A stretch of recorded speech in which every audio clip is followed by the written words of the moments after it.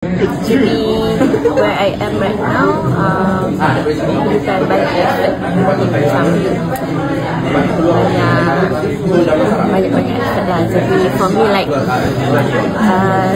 to all women out there, don't forget to love ourselves. Because sometimes kita terlampau bagi love kepada everyone that we love, anak kita, our family.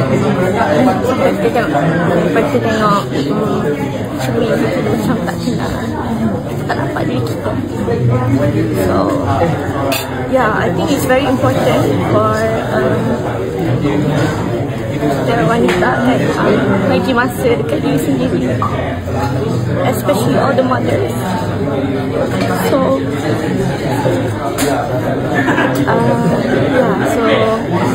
supaya kita macam mau dapat rasa lah, mau semakin ceria, mau semakin positif and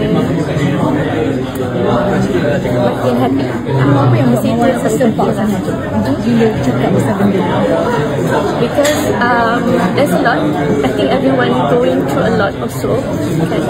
So sebab lah like how every day I fight untuk anak-anak lagi kan, especially anak-anak lah. Tapi anak-anak tu memang mau punya penguat semangat.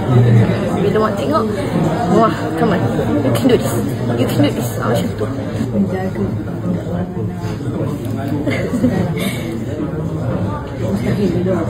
Mustahil tak struggle. Of course, but I think that's the beauty of life. That's the beauty of life. Kenapa I sebab sebab dah lama kau tak buang. Simpan ni, mama ni itulah.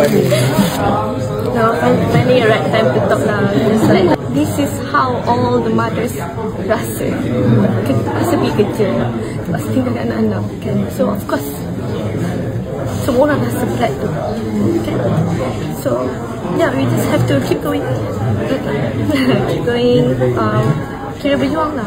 Orang lain sehingga kan untuk balik diri sendiri. Mawar rasa itu perjalanan hidup Mawar. Punya perjalanan hidup, ini cara Mawar untuk belajar. So dari apa yang Mawar lalui, dari kehidupan Mawar, itu yang Mawar cari, Mawar dapat jumpa lah jalan yang macam mana Mawar nak pilih, dan macam mana Mawar nak jadi bila Mawar tak sempurna, banyak lagi Mawar nak kena improve. Cuma Mawar harapkan semua doakan yang baik-baik untuk Mawar.